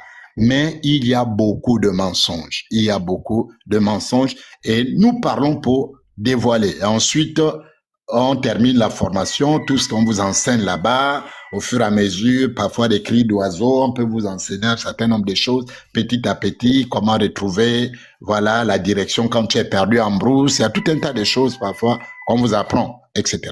Et à la fin, vous revenez au village. Voilà, on ramène au village, la cérémonie, on vous amène au Ndjanga au village, on fait les mêmes choses, des brimades, on vous fait, voilà, simuler les rapports sexuels, l'impolitesse, là, toutes ces choses-là, et puis, bref. Voilà ce qui est de l'initiation en grosses étapes, parce que si on prend tout le temps de décortiquer le détail, on va passer toute la journée. Maintenant, rentrons dans la mystique. Rentrons dans la mystique pour toucher à un certain nombre de choses. Je vais prendre ça comme ça pêle-mêle et peut-être dans les questions on pourra revenir. Je vous ai dit au début que tous les points qui sont dans ces choses-là ont des significations particulières. Donc, quand les vieux là se sont accaparés de la chose, ils ont placé les symboles, tout ce qu'on fait, même dans la brimade, même ce qu'ils appellent les brimades, les exercices de brimade ne sont jamais faits au hasard. Chaque exercice de brimade correspond à un but précis, à un enseignement précis. Et donc, Je vous ai dit que quand le neveu incestueux a fui le village, la première cachette qu'il va trouver, c'est la poubelle. Tenez-vous bien, la poubelle, tous ces différents points de stationnement du Mwiri ont été étudiés, développés et des technologies ont été créées à partir de ces différents points. La technologie de la poubelle. Au niveau de la poubelle, ils ont une technologie pour vous rendre fou. L'une des technologies de la poubelle. Donc, il y a un fétiche spécial qui est fait à partir de la poubelle. C'est pourquoi ils vous menacent très souvent qu'il y a un audio d'une fille là qui menaçait de devenir fou, etc. Effectivement, ça existe. La poubelle, il y a des techniques, des mécanismes, mais ça, c'est pas pour les petits initiés. Hein. Ça, c'est pas les bébés d'un jour, 2 jours dans le Mwiri qui connaissent ça. Non, là, nous, on est dans le cœur de la chose. Donc, il y a des technologies de la poubelle. On va utiliser des éléments de poubelle pour vous rendre fou, pour vous rendre vraiment malade mental et puis vous manger, comme on voit les fous qui mangent dans les poubelles là. C'est des technologies à partir de ta propre poubelle. Ils peuvent aller récolter quelque chose sur ta poubelle et ils vont la travailler et ils te dégagent la vie comme ça. Ça, c'est l'une des technologies. La technologie du toilette. Ils ont une autre technologie à partir du toilette de la répugnation. En fait, ils font en sorte que ils te collent des mauvaises odeurs sur le plan spirituel. Tu es là, tu peux être une belle femme. Tu peux être vraiment un monsieur bien. Mais tu ne peux pas tenir un foyer parce qu'il y a une technologie qui existe qui crée des mauvaises odeurs, mais sur le plan spirituel. Tu peux mettre les parfums, tu sens bon. Mais celui qui est en face de toi, ton partenaire ou même ton chef, tu peux te retrouver un matin, le chef te dit qu'il ne veut plus te voir au boulot. Et pourtant, tu es là, tu es un agent fidèle, tu es sérieux bien. Un matin, cette mauvaise odeur-là, le patron ne te supporte plus, il ne veut plus. C'est une technologie qui existe. Le palmier, il y a une technologie au niveau du palmier que les vieux là utilisent pour créer la foudre à partir des noix, l'explosion des noix, des noix de palme. Il y a une technologie spéciale pour occasionner des foudres.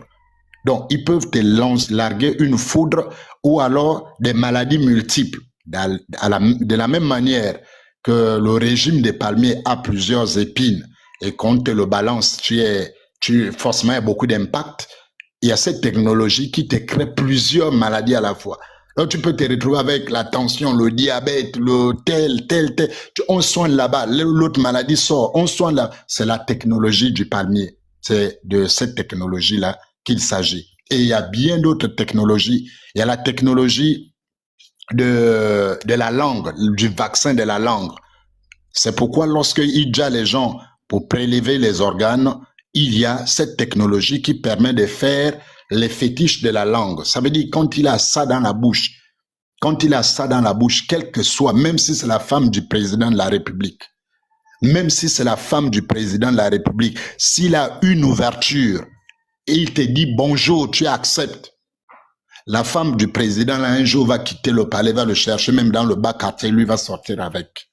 Il y a une technologie comme ça. Ça veut dire, quelle que soit ta grandeur, si tu n'as pas Jésus, si tu n'es pas blindé, n'importe qui ils peuvent utiliser ça et puis te détourner.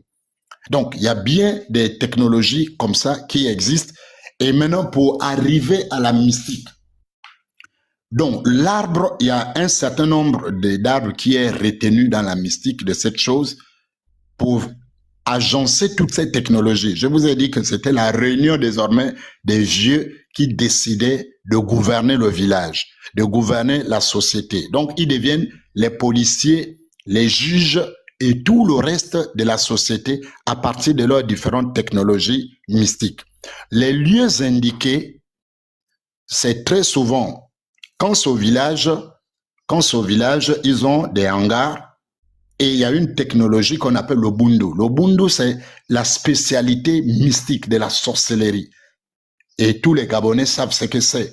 Il y a une expression, on dit, tu blagues, on va aller te taper le bundu. Ça veut dire, on va aller activer la puissance du diable, la puissance de Satan pour t'atteindre. Le bundu, là, ou le dibeki, il y a le bundu, il y a le dibeki, ça sont des accessoires qui accompagnent le mouiri. Ça sont les accessoires que les vieux là maîtrisent, le dibeki ou le bundo, etc. Donc, il y a le fromager. Le fromager est un arbre prisé par les agents du mouiri. C'est-à-dire, si dans ta cour ou dans ta concession, tu as un fromager, tu peux être sûr, ou il faut croiser les doigts pour qu'il n'y ait pas de sorciers mouristes dans la zone. Parce que si dans ta concession, il y a un fromager et qu'il y a des sorciers du mouiri dans la zone, tu viens de leur offrir un grand centre de retrouvailles. Tu viens de leur offrir vraiment un QG, quoi. Il y a ça. Il y a le fromager et il y a le chocolatier. Chocolatier qui donne le chocolat. Voilà, le chocolat que les filles viennent ramasser. Vous voyez? Donc, le chocolatier est le deuxième bois le plus utilisé en termes de vampire du mouiri. Et donc, c'est à ce niveau-là qu'il place ces fétiches-là, et là, au moment de se retrouver, il se retrouve là, et c'est là où on fait tous les rituels possibles concernant la société. S'ils veulent diviniser pour savoir qui a fait quoi, s'ils veulent faire ceci, c'est à partir de ces pôles-là qu'on travaille. Soit au hangar, mais comme c'est pas trop discret, ils choisissent beaucoup plus la forêt et les arbres prisés. Il y a le fromager, il y a le chocolatier, il y a, je crois, le padouk aussi, un arbre comme ça. Voilà, ils ont un certain nom. Ça, ce sont des sanctuaires.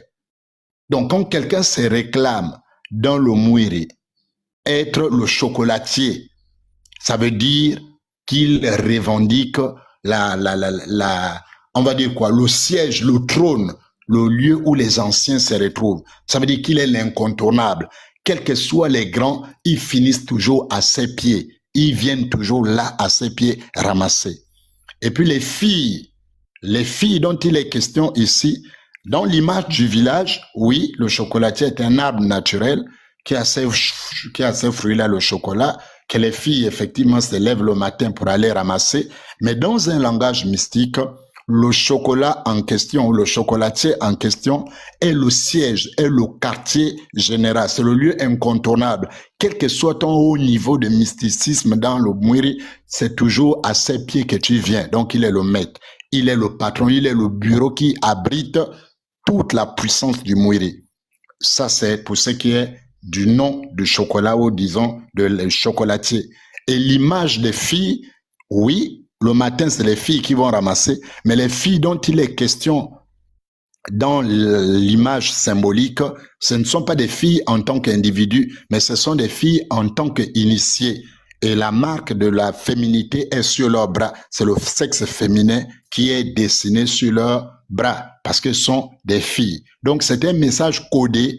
Le chocolatier et les filles est un message codé de la revendication des deux pôles spirituels du mouiri, qui est le pôle mystique du bundu, d'ibeki et tous les fétiches qui existent, et le pôle sexuel de la sexualité, le sexe féminin qui est sur le bras. Voilà. Donc, vous voyez que les noms sont codés, etc., etc.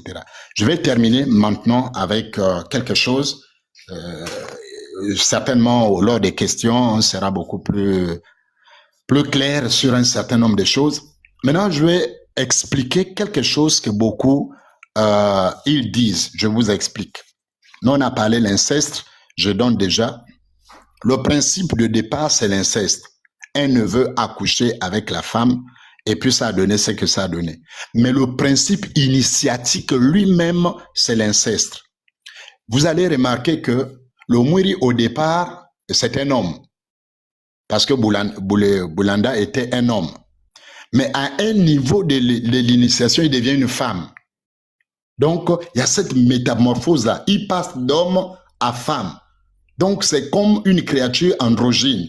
Donc, qui a les deux natures. Qui est là. Donc, vous voyez que là, on est déjà dans la spiritualité. Donc, à un moment, il est le père.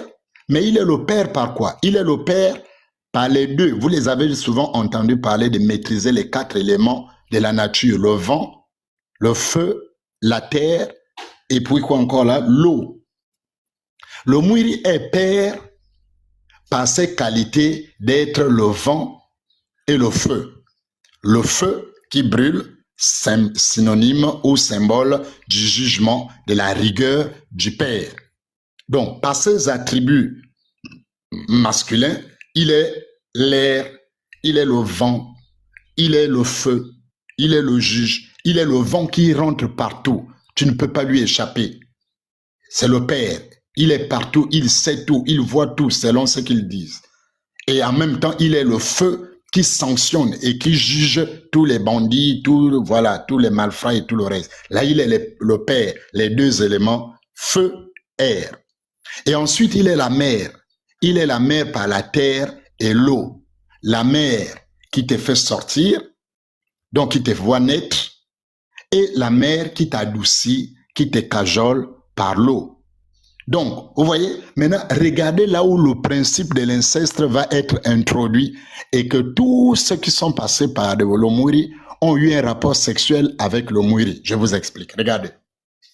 Lorsque vous arrivez à l'initiation, lorsque vous mettez le bras, on vous fait rentrer dans la mare des bouts, etc. C'est déjà le symbole d'être dans l'utérus de la mère, donc de la femme. Vous voyez, vous êtes là, vous êtes mort, enterré, effacé de toute la vie, vous êtes parti à zéro. Lorsque vous allez mettre le bras dans le trou pour que l'autre côté, le Mwiri vous attrape pour vous faire la cicatrisation, ce geste est un acte sexuel. Parce que votre bras, en ce moment, représente le sexe masculin. Et le trou par lequel vous mettez le bras représente le sexe féminin. Voilà pourquoi dans le Mwiri, on parle du sexe du Mwiri. On parle du vagin des Mwiri. Et voilà pourquoi on dit qu'on l'appelle Ma Mwiri. Voilà. On l'appelle Ma Mwiri parce que c'est une mère. Et la mère n'est mère que parce qu'elle a un vagin. Parce que c'est par là qu'on sort. Vous voyez? Et donc, celui qui met le bras, en réalité, est en train d'accomplir un acte sexuel avec qui? Avec sa propre mère. Parce que, donc, vous voyez que, en fait, vous enceintez votre propre mère, votre nouvelle naissance vient de ce que c'est vous-même qui avez eu le rapport sexuel avec votre mère, vous l'avez enceintée et il vous a mis au monde et c'est ça la nouvelle naissance dans le Mwiri. Donc, c'est un exercice c'est ce qu'ils appellent leur spiritualité. Parce que le premier, je vous ai parlé du silure au début, le premier à avoir réalisé ce mouvement, aller dans ce trou-là pour arriver chez le Mwiri, c'était le silure. Donc ce bras qui rentre, est symboliquement le silure en question, le symbole du silure, mais en même temps le symbole de la verge masculine qui va féconder la mère Mwiri. Donc, vous voyez ici, l'inceste est canonisé à ce niveau. Et pour ceux qui sont passés par le Mwiri, tout le monde n'est pas passé par là, mais certains choisis, certains élus ont la possibilité de vivre cette expérience où on fait un trou dans la terre et on te demande d'avoir un rapport sexuel physique. On creuse la terre. N'oubliez pas que la terre, c'est la mère Mwiri. Donc, on creuse la terre, on fait un trou dans la terre et on te demande d'avoir un rapport sexuel et c'est sérieux. Faut bénir Dieu quand tu n'as pas encore la possibilité, tu es jeune, 5 ans, 7 ans, tu ne peux pas éjaculer. Mais quand tu es déjà un gaillard, mais le rapport demande l'éjaculation. Tu dois pousser jusqu'à l'éjaculation, mais avec la terre, on a fait un trou dans la terre. Tu allumes la terre jusqu'à produire l'éjaculation. Vous voyez? Donc, ici, vous avez le principe mère. Ça là, personne n'a jamais parlé de ça. Ça là, ce que je vous explique là, ça c'est le haut niveau. Donc, quand il appelle Mamuri, Mamuri signifie maman. Donc, il devient féminin, il devient la maman. À un moment, il est papa, mais à un autre moment, il est maman. Maintenant, pour qu'il soit ta maman, il faut qu'elle t'enfante. Mais pour qu'elle t'enfante, il faut que toi-même, tu l'aies couché. Donc, c'est toi-même qui mets ta main, symbole de ta verge, qui la féconde, et ensuite, derrière, elle t'engendre. Donc, si tu ne l'as pas couché, tu ne peux pas être son fils. Donc, voici le principe de l'inceste canonisé. Et tous ceux qui ont été dans le Mouiri, certainement, certains savent, ou d'autres le découvrent sur ce live, mais tous ont déjà commis symboliquement et mystiquement le rapport sexuel en question avec le Mouiri. Et certains l'ont même matérialisé en faisant le trou dans la terre et puis tu allumes la terre. Voilà, donc, et il y a bien d'autres histoires. Là, on va revenir maintenant, je crois que j'ai beaucoup parlé. On va laisser la place aux commentaires et puis aux questions et tout le reste pour qu'on recadre les choses. On pourra prendre maintenant point par point. Quand on parle d'inceste, on pourra revenir sur ça. Quand on parle de crimes humains, on peut revenir sur ça. Voici le milieu dans lequel nous nous étions. Voici des choses que nous connaissions, que nous connaissons plutôt, que nous avons vécu, touché, expérimenté. Nous ne nions pas que derrière, il y a des enseignements sur comment gérer la famille, la fidélité, et tout, n'est pas voler, n'est pas l'adulte. Oui, ça c'est vrai, ça existe. Et ça veut dire toute organisation a ses enseignements. Même chez les terreaux, il y a forcément un code. Même les terreaux aussi ont un code. Mais ça ne fait pas pour autant des gens sérieux. Voilà, les terreaux, forcément, il y a un code de comment manger, comment respecter les grands. Ils ont ça aussi. Donc, c'est pas parce que dans le Mouiri, il y a le code de la fidélité, les ceci, les cela, que non. Voici ce que nous présentons. Maintenant, si quelqu'un, des animistes, a quelque chose à redire au moment où ils prendront la parole, nous, au niveau de la Ligue, nous ne faisons pas des débats de distraction. Nous, au niveau de la Ligue, quand tu dis tu n'es pas d'accord, tu viens, tu dis je ne suis pas d'accord avec la signification de telle chose que tu as expliquée. Voici la vérité de la chose, c'est ça, et tu expliques. Voici comment on fonctionne. Parce qu'on les connaît, on les a étudiés, ils vont passer le temps à venir distraire. Oh non, c'est un rigolo, il ne sait pas ce qu'il dit, là c'est des bêtises qu'il a lues dans les livres, il ne connaît pas. D'accord. Puisqu'on a dit des bêtises qui sont dans les livres, que quand tu montes, tu dis telle pratique que tu as dit c'est faux, ça ne se fait pas. Voici ce qui se fait plutôt. Voilà, donc c'est argument contre argument dans le rite, pas dans la philosophie. Nous, on n'est pas des philosophes. Nous, on vient de parler là, clair, il n'y a pas eu de philosophie ou d'interprétation personnelle. On a expliqué ce qui se passe, ce qui existe et ce qui est vu. Et ce que nous avons dit là est corroboré en termes de crimes rituels. L'évangéliste, comment on appelle, je crois que je vais terminer par là. Je vais demander à l'évangéliste Aristide de nous proposer cet extrait où un membre du Mouiri reconnaît effectivement qu'ils font les idja les gens. Idja les gens. Nous avons une vidéo avec nous. Si l'évangéliste est prêt pour me permettre de sortir par là, l'évangéliste, tu peux lancer la vidéo du type qui reconnaît dans son bureau, dans sa maison paisiblement, qu'il est déjà les gens, s'il te plaît, pour que les gens comprennent que ce que nous disons, c'est du sérieux. J'en ai terminé. La parole à l'évangéliste. Ok, merci beaucoup, Pasteur Raphaël. Que Dieu vous bénisse. Ok, si on peut me mettre en grand, je vais mettre cette vidéo.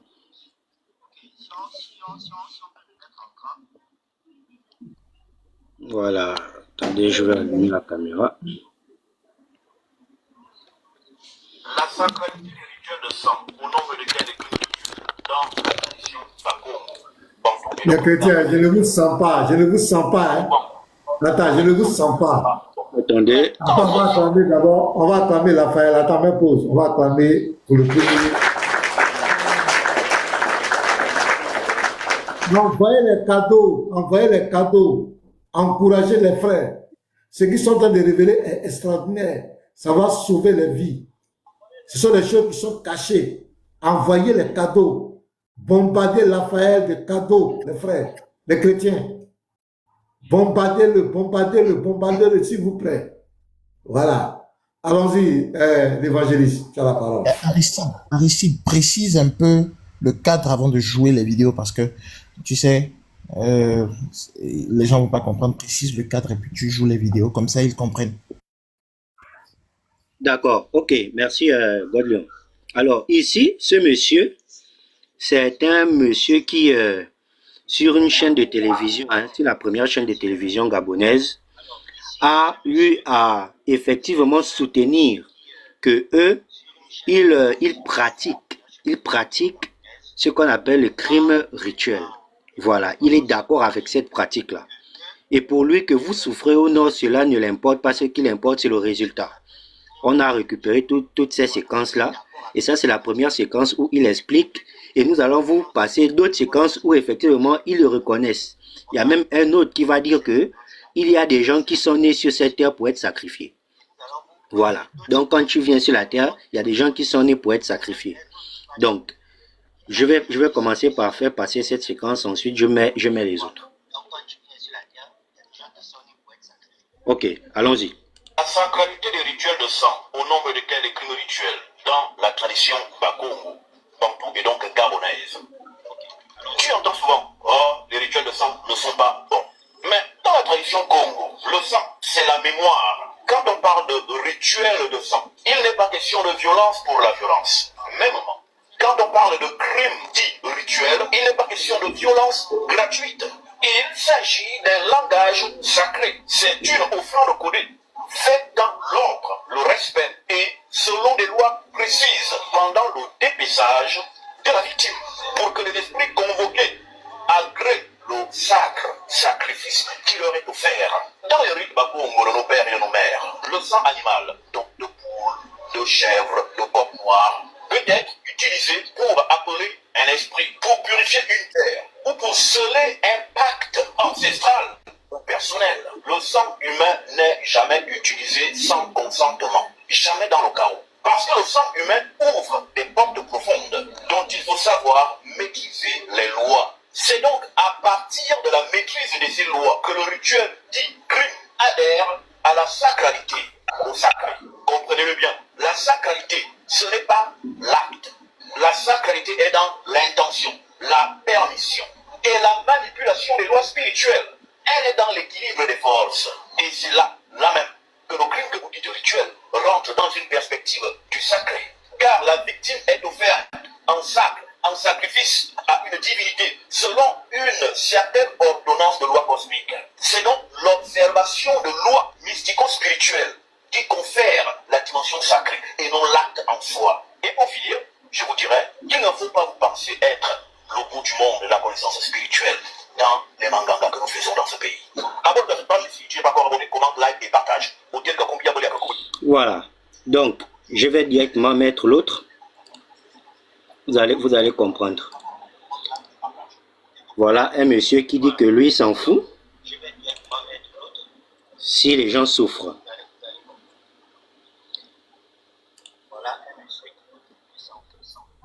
Pasteur, votre micro, Pasteur Ménard. De l'acceptation des sacrifices. Le sacrifice, je viens de le dire, n'est pas mauvais et il n'est pas bon, il est dépendant de l'acceptation des sacrifices. C'est pourquoi quand vous feriez un crime rituel, pourquoi moi j'ai fait un crime rituel et les portes s'ouvrent? Pourquoi? Alors que c'est Dieu qui commande tout. Pourquoi un crime rituel peut me donner accès à certaines dimensions de la société alors que Dieu devrait m'en empêcher vu que c'est mauvais? Non! Le crime rituel n'est pas mauvais, monsieur Okale. Il n'est pas mauvais. Il est quoi? Il se tient dans la vérité des lois spirituelles. J'applique les lois, les portes s'ouvrent. Mais non, si les gens souffrent, ça c'est leur problème. Monsieur Okale, il y a quand même une... Voilà. Donc pour lui, si les gens souffrent, ce n'est pas son problème. Voilà. Passez la fin. Je crois que c'est là. Il y a d'autres vidéos qui sont là où il affirme travailler effectivement avec des entités du bas astral, comme ils le disent, et il se dédie en même temps. Voilà. Est-ce que je peux mettre cette vidéo ou bien vous allez d'abord dire quelque chose? Je vais conclure, je vais terminer avant qu'on ne revienne sur ça. D'accord. Donc, vous voyez que l'exposé que nous venons de présenter concerne un rite spécifique. Le rite de Mouiri. Et pour être au niveau où il est là, féticheur à son niveau-là, c'est impératif, c'est obligatoire. Tu ne peux pas arriver à ce niveau de fétichisme sans passer par le Mwiri. Donc, nous disons sans risque de nous tromper, parce qu'il parle des marangas. Les marangas, c'est les différents fétiches et les différents, voilà, les différents éléments qu'il manipule. S'il arrive à ce niveau, il est obligatoirement, puisqu'il est dans le bouti, il est obligatoirement mouriste. Ça veut dire qu'il a forcément été initié au Mwiri. Il est donc membre de la confrérie que nous venons de vous expliquer. Au grand jour, ils vous diront qu'ils ne touchent pas au sang humain, c'est pas vrai, c'est des animaux et tout le reste. Ça, c'est des connaissances qu'on donne aux petits.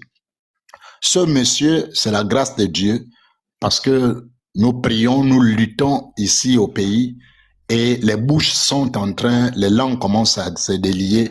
Le monsieur est sous le pouvoir de l'onction de Dieu qui le pousse à dire ce qu'ils ont tous nié. Tous ont toujours nié. Et cette fois-ci, Dieu a fait grâce qu'avec la pression de la Ligue, les langues sont en train de se délier et il est en train de reconnaître. Donc voici un membre du Mwiri qui avoue clairement qu'il pratique ces trucs-là. Maintenant, pour ce qui est du rapport sexuel, vous le verrez, comme je vous ai parlé du silure, on parlera mieux du silure lorsqu'on sera dans le bouti pour vous expliquer que le silure en question dans le bouti, c'est même une sirène. C'est un génie, c'est une sirène, le motoba, on en parlera. Et on vous montrera, pasteur, le culte du blanc. Quand vous verrez, vous voyez les gens là venir parler, la civilisation des blancs, ah, les blancs, on n'en veut pas. On va vous montrer, on viendra faire l'exposé ici pour vous montrer comment dans le bouti, on adore le blanc. Le blanc est un génie dans le bouti du Gabon. Le blanc est une créature surnaturelle. Il est adoré, vénéré, honoré, l'homme blanc. Dans les cérémonies du bouti, ils ont même des maquillages qui permettent de transformer un noir en blanc pour les besoins de la cause. Et quand ils ont la grâce même d'avoir un blanc sur place, mais ça c'est l'apothéose, quand un vrai blanc lui-même, vraiment d'Europe vient là. C'est pourquoi quand les blancs là viennent se faire initier au bouti, mais vraiment, l'Onganga qui initie un blanc dans son temple, c'est qu'il a atteint l'apogée de son niveau. Là, vraiment, l'homme blanc est adoré dans le bouti au Gabon. Et on va le prouver prochainement. Donc, vous voyez que, bien aimé dans le Seigneur, avant qu'on ne passe à autre chose, je veux parler à tous ceux qui sont en Afrique. Vous êtes africains. Certains d'entre vous vivent en Europe. Et vous avez la grâce, ou plutôt la fierté d'être noir. Et il y a des beaux discours, effectivement, qui vous rappellent votre origine. C'est normal. C'est normal de célébrer l'Afrique. C'est normal de mettre l'Afrique en avant. C'est normal véritablement de revenir aux sources. Oui, en Afrique, c'est notre source à nous tous. Nous qui vivons sur place, nous sommes très fiers d'être Africains vivant en Afrique et dans la source. Mais dans nos sources, il y a des bonnes choses et il y a des mauvaises choses. Vous êtes intelligent, vous ne pouvez pas croire que le monde est manichéen, que le blanc est à 100% mauvais et le noir à 100% bon. C'est pas vrai, ça ne peut pas être ça. Chez le blanc, il y a quelque chose de bon, il y a quelque chose de mauvais. Chez le noir, c'est la même chose. Et dans nos rites et traditions, il y a des très bonnes choses. On a beaucoup de choses à apprendre. Les gens ont besoin de revenir effectivement en Afrique, à la source, apprendre à parler leur langue maternelle, apprendre à vivre, pourquoi pas à valoriser le mode alimentaire, culturel, beaucoup de choses, les danses, les chants, beaucoup de choses. Il y a même des enseignements à apprendre. Oui, ça c'est vrai. Mais il y a un côté religieux. En Afrique, il ne faut pas ignorer qu'il y a aussi un côté religieux. Et que ce côté religieux est sombre. Est sombre. C'est pourquoi il est gardé par le sceau du secret. Parce qu'il y a des choses qui se passent là-dedans qui sont louches. Vous venez d'écouter de par vous-même, mesdames et messieurs, vous êtes des grandes personnes. Si vous êtes connectés, c'est que vous avez au moins 18 ans pour suivre ce live. Un homme qui reconnaît que dans nos rites et traditions bouddhistes, mouristes, c'est un bouddhiste, donc il parle à la fois au nom du Bouti et du Mouri. Il vient de le dire devant vous, vous l'avez entendu, que oui, les autres se jouent, les malins, les intelligents, lui reconnaît que oui, on fait ça, on ja les gens rituellement pour devenir grands. Il vient de reconnaître qu'il y a des gens qui sont grands dans notre pays, non pas par intelligence, mais par le mécanisme de ja les gens. Il vient de le dire, vous le savez. Ça veut dire qu'on a des ministres qui ne sont ministres que parce qu'ils ont déjà quelqu'un. Il y a des députés, des sénateurs, des généraux, des directeurs de tel ou tel, les commerçants, les hommes d'affaires ou quoi, qui ne sont brillants dans la vie que parce qu'ils déjà les gens. Et cette technologie-là n'est pas occidentale. Cette technologie-là n'est pas du blanc. Ça, c'est la technologie de chez nous. Voilà un frère de chez nous que nous, au niveau de la Ligue, on salue le courage. On salue le courage de Songanga. On respecte Songanga. Parce que lui, au moins, il est en harmonie avec sa conscience. Il dit ce qu'il fait et il assume. Il sait que c'est dangereux. Il sait qu'il peut être poursuivi. Il sait qu'il peut faire la prison. Mais voilà un vrai Nganga, un vrai fils de l'Afrique. Voici un homme qu'il faut honorer. Voici quelqu'un, si vraiment vous voulez venir en Afrique et rentrer ces choses, allez-y même chez lui. Au moins, vous avez la conscience tranquille demain que quand on va vous demander de déjà quelqu'un, on vous l'avait déjà dit. Lui, au moins, il a l'honnêteté de se présenter comme quelqu'un qui déjà les gens, qui fait les fétiches aux gens pour devenir grand. Donc, si vous avez le projet, mesdames et messieurs, de quitter l'Europe, l'Amérique, l'Asie, partout là où vous êtes, ou là où vous êtes en Afrique, vous n'êtes pas encore initié, et le beau discours de retour aux sources vous appelle, et vous êtes prêt à suivre parce que c'est la race d'abord, c'est bien, on vous respecte, mais au moins, sachez que demain, après-demain, on va vous demander de déjà quelqu'un, comme le monsieur là le dit, il faudrait aussi avoir le courage de dire oui, je suis revenu aux sources, j'ai déjà quelqu'un. Et ce quelqu'un qui ont déjà là, est-ce que c'est un Français qui sont partis prendre? Non. Est-ce que c'est un Américain qui sont partis prendre? Non. C'est l'Africain qu'ils prennent. C'est l'enfant de ta sœur, c'est l'enfant de ton voisin. C'est l'enfant d'un membre du village ou d'un autre village voisin qu'on va aller attraper. Ça, c'est l'Afrique qui mange l'Afrique. Ça, là, c'est l'Afrique qui mange l'Afrique.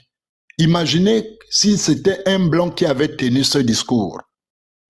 Nous qui avons cette culture tendance de vite rejeter le blanc. Si c'était le blanc qui était passé sur le plateau, raconter ce que le monsieur l'a dit, je crois que tous les réseaux seraient debout pour dire non, non, non, retournons vite en Afrique, nos cultures, parce que, mais là, c'est l'Afrique qui parle. C'est l'Afrique qui dit qu'il est déjà les fils de l'Afrique pour l'élévation d'un directeur, l'élévation d'un député, l'élévation d'un ministre, et que cette technologie de faire ces fétiches-là est africaine. Nos papas là savent faire ça. Ça veut dire que ton papa peut être celui qui fait le fétiche en question. Ça veut dire ton oncle initié qui a le mbanja sur sa cour là, il peut être celui qui fait ce fétiche. Ton mari bien initié qui va danser tous les samedis, ça peut être lui qui déjà les gens pour faire les fétiches aux autres.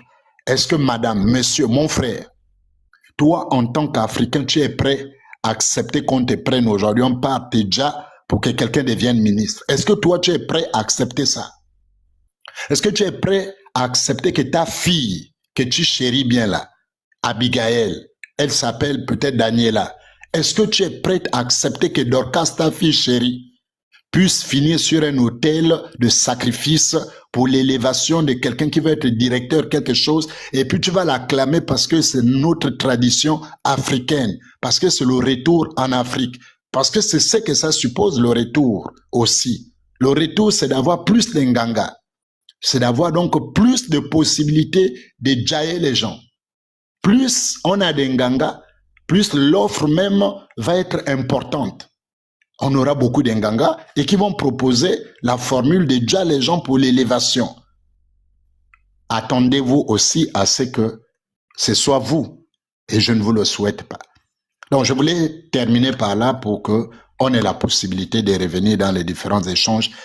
Notre culture est bien, mais il faut avoir l'honnêteté intellectuelle de dire que dedans là, c'est pas bon. Et ça, c'est des choses que Menuza ou Menuza là ne peut pas parler. C'est pourquoi prochainement, il faut que Menuza nous dise, Chocolat des filles, notre compatriote, nous a dit qu'il était dans le Mouiri. Nous venons de déposer le Mouiri.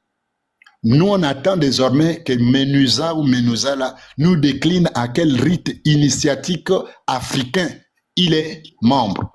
Nous, on va envoyer la Ligue trouver ce rite-là, on va le décortiquer, on va le présenter devant tous et Menuza en question saura que son rite est très sale et n'est même pas digne d'être nommé. Voici ma manière de terminer sur cette première partie. Que Dieu vous bénisse. Merci tout le monde. Wow. Quelle démonstration, quelle éloquence propre. Garizim, la montagne de la bénédiction.